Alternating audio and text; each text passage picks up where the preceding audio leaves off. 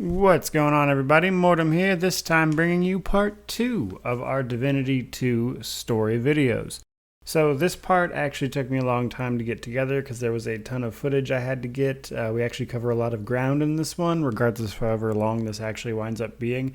In terms of actual gameplay, you're covering a lot of ground because I skipped pretty much all the side quests, and there is an absolute ton of them going on in between the actual story bits that I'm showing you in this part of the video. So it's actually a pretty lengthy amount of game time here. With that out of the way, the last bit that we left off on in part 1 was getting the information from Lovis about where we need to go, and basically just learning about what we need to do to become a full Dragon Knight, and moving on from there. So, the start of this part, we arrive at Oses Shrine, which is where Lovis told us to go. Maxos is, of course, the kind of like a Captain Dragon Knight. He didn't actually die like all the other ones seem to have. Maxos just disappeared altogether, so it's very strange. Now, upon arriving at the shrine, we're pretty much immediately confronted by our old Commander Rode, who immediately recognizes that you've been granted the power of the dragon, and basically tells your old friends to kill you, because she's a nice lady. And then she walks off, apparently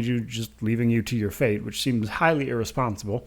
However, you kill your old friends, apparently, which I guess was supposed to be meaningful, but I don't feel like the game handled it super well, but like it's an older game, so what do you expect, I guess? Upon entering Maxos' shrine, Zandalor pops up and we speak to him again. This conversation seems mostly pointless. You basically just tell him what Lovis said, and that's it. But from there, moving through the shrine, it's a bit of a dungeon crawl, so all you really have to do here is a few trials. Apparently Maxos set these up for future Dragon Knights. They're just trials that all of them have to pass. There is a trial that you walk into a room and everything is gold. You have to find the item you can pick up that isn't actually gold, which is a pumpkin for some weird reason. And then there is a memory puzzle, I guess would be the best way to describe it. You walk into a room and it's divided into two halves, and the two halves are identical, and you have to spot the one difference by picking up the item. Spoiler, it's a cup on the left side. And then there is a jump puzzle that's apparently supposed to like test your reflexes, but just requires you to jump around a bunch of platforms and pull some switches. Now from here, we actually get to move farther down into the shrine, because completing those 3 challenges opens up a portal that leads down. So once we get farther into the shrine, we actually have to kill a bunch of Black Ring people, which we've seen them before. Up to this point in the game, we have seen Black Ring members before, so that's not like a huge surprise, but how they got in here is curious, to say the least. So with that in mind, we kill them. We talk to all the ghosts, because again, our dragon powers let us see ghosts. And if you talk to the head librarian guy, he kind of tells you what's going on here. Your goal in this part of the actual shrine is to kill a guy named Amdusius. I have no idea how to pronounce this dude's name. But he is a failed acolyte of Maxos. He was given the Dragon Knight power, but he was never actually able to ascend and properly transform into a dragon like his peers, because he failed whatever test Maxos gave him. And because of that, Amdusius went to extraordinary alternative lengths to turn himself into a dragon. And he is, you have to kill him because he's the next trial, but he's also guarding Lovis's soul stone, which if you get that, you can choose what to do with it and decide to let Lovis pass on or whatever else. Right now, we need to basically find a way to fight Amdusius, because, he's a dragon and he's flying around this big room and you can't fight him right now, really. So by talking to the head librarian, you can learn about a book that is supposedly in the library. Well, not the library per se, but in the area somewhere. He kind of tells you what's going on. So if you go to the librarian quarters, I guess would be the best way to put it, you can find some keys in some secret areas, and you can find the first part of a book called the Orbis Assessio, something like that. I'm terrible with pronunciations, if you haven't noticed that by any of the videos I actually make. Once you have that book, all you have to do is bring it back to the head librarian. He actually trades it to you for the second part, which is important, because the second part of this book is actually what tells you how to transform Amdusius back from his dragon form, which involves you just gathering some reagents from the general area, including some dragon scales from Amdusius's room itself. So you have to run in there while he's a dragon, grab the scales, and then run back out before he shoots you to death from the sky. Once we have all the reagents, We can mix the potion or the spell or whatever it is, I guess. Speak that spell when you get back to Amdusius's room once you've done it, and he turns back into his human form, making him fightable, which means you can kill him. So after you kill him, you can pick up Lovis's soul stone that I mentioned earlier, and then you can kind of decide whatever you want to do with it from there. But more importantly, Amdusius is dead, which means our final trial is passed, which means the barrier out of Oses Shrine is finally open. Now, it is important to note that just because we passed these trials doesn't mean that we are actually getting to turn into a dragon just yet. Typically speaking, apparently, this would have been where Maxos would have normally granted you the powers to transform or whatever, but Maxos is gone. So what you have to do instead is go find Maxos's Dragonstone, which is apparently what he used to grant this power to people. The exit to Maxos's shrine leads to an island called Sentinel Island, because apparently we've traveled underground pretty far to this point because we were in the valley and now we're off the coast somehow. Exiting Maxos's shrine again leads us to what is known as Sentinel Island. Now, once we walk onto Sentinel Island, we are immediately greeted by the island, apparently. So it chooses a kind of earthen Spriggan type avatar to speak to us, but essentially this avatar is, the actual island itself. Now, the island tells us quite a bit, actually. This is an important conversation for the game. So, a couple of things, but what it actually explains that we need to do to continue the story, first and foremost, is that you're the Dragon Knight, and it is prophesied that you retake what is known as the Battle Tower, which is on Sentinel Island, that was built by Maxos, apparently, and it was his seat of power for a long time before he disappeared. So in order to do that, you need to do a couple of things. One, if you're playing the game yourself, you would have heard mention of a guy named Lakin up to this point, because while you're in Maxos' shrine, you get confronted by a woman named Sasan, or, the facsimile of someone named Sasan. She's actually like a stitched-together flesh golem in the image of a woman that was apparently Lakin's ex-lover. She tells you about Lakin. Lakin is apparently this necromancer who has taken over the battle tower and is doing horrendous necromancer stuff up there. And the island tells you that it is prophesied that you've come to take the battle tower back from him. Now, the battle tower, knowing this, or the island, I should say, knowing that you're coming, has brought travelers from around to the island to help you pick who's going to serve you once you take the tower. Now, in order to actually get into the battle tower, two things need to happen. First, we need to deal with the people that the island has brought to the island. Once you get the tower, you get 4 servants: a necromancer, a trainer, an enchanter, and a craftsman, something like that. The island has brought 2 potential candidates for each of these jobs to the island. So what you have to do is you have to go meet all of them, and once you've met all of them, you'll find these necromancer totems around the island. There's one for each job. So once you have met the candidates, you can actually go to these necromancer totems and choose which one you want, and then the other one promptly dies, which the avatar explains. That's exactly how it works. It's intended. There's a couple ways you can resolve these quests. Like, how you resolve them and who you choose does not matter at all. It will change a couple of things, like some quests later on, but like the outcome of those quests, like the rewards from them, is ultimately the same. It just changes the context a little bit. For each of these job roles, all you have to do is pick one. Now, if you don't like choosing who lives and who dies, you can do a couple of side quests for these people that will help you decide. Like for the enchanters, you can have them both enchant you an item, and then that proves who's the better enchanter or whatever, and then you can still choose who you want. Now, there are 2 of them that will just result in the death of one of them altogether without you having to choose. The trainer job role, there are 2 people on the island for it, and one of them will suggest a fight to the death to prove who's the better trainer, and then obviously your trainer is the one who lives. The necromancer, one of them can be convinced to poison the other one, and then ta-da, you've done that.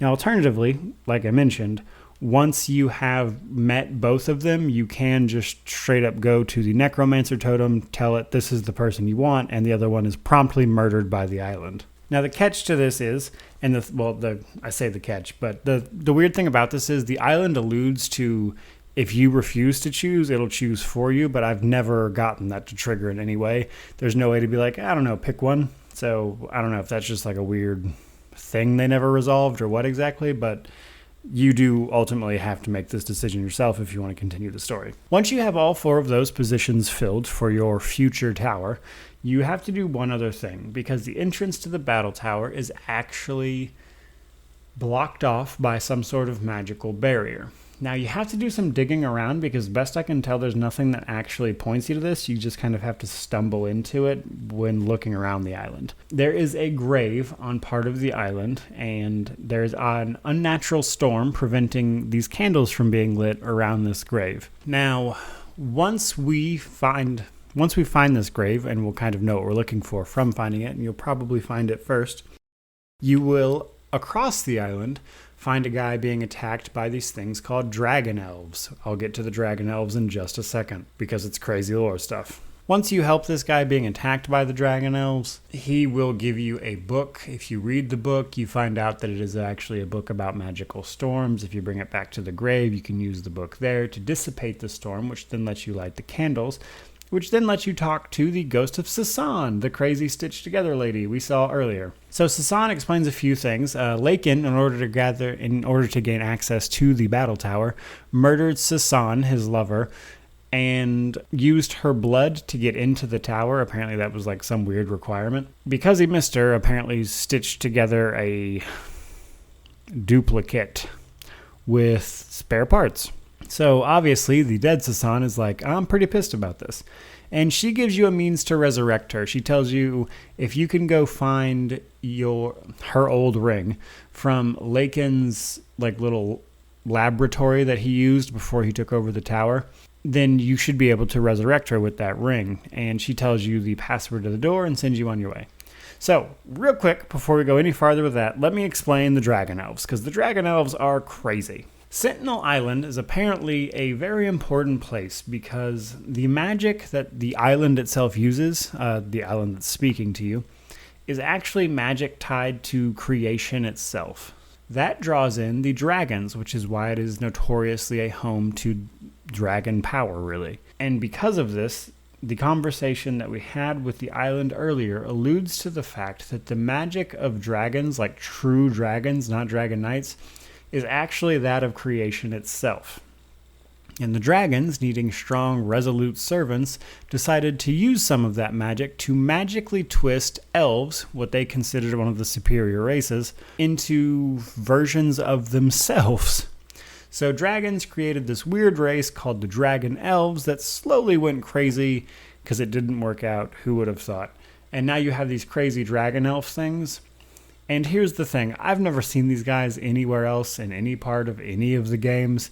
This is just a weird lore enemy that you fight just here on this island. So that's a thing. Dragon elves are a thing. I kind of hope they use them at some point in the future. And you can actually talk to a dragon elf who kind of gives you some background lore and helps you do a side quest on the island. So, moving on though, after we do all of this, we can go to the laboratory that Sasan mentioned. We can grab her old ring out of it. It's pretty easy. We are immediately then confronted by the stitched up together Sasan, who tries to kill us again before teleporting away. After you clear out that and bring the ring back to the ghost Sasan, she will be resurrected and will offer to not tear down the magical barrier in front of the battle tower, but basically to use the fact that she's alive and helping you to taunt Lakin into taking the barrier down himself to confront you. So if you follow her, it works out as planned. One thing I have to mention before we get into the tower portion of this video. This is where you need to complete all of the side quests in Broken Valley and the Sentinel Island area that you have not done yet. Because, basically, Damien, the Damned One, doesn't like the fact that you've been taking over this tower, or at least trying to. So he's been ramping up his forces and attacks on Broken Valley. And basically, Talana in your head tells you in just a minute that because of your attempts to take this battle tower, that basically once you do, Damien's going to destroy the whole area. So this is pretty much your last chance to do the side quests that need to be done for those 2 areas.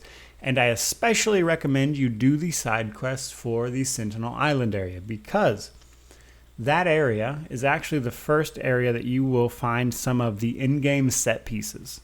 So when it comes to armor and stuff, the set pieces are very important. There are 3 in-game sets, like the Alaroth War Mage, the Hunter, and the Scorpion set. And the first few pieces you're going to find of these items is actually on Sentinel Island. So it's really important that you actually do the side quest there and find those items, because the area around the tower will also be destroyed after you take the tower, and you won't be able to actually get on the ground outside.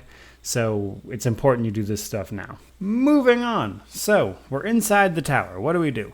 So first of all, what we actually do is fight our way up a little path that was blocked by the magical barrier. We kill the bandits that have been working for Lakin, bringing him corpses. We sneak into their barracks, where the stitched together Sasan confronts us once again.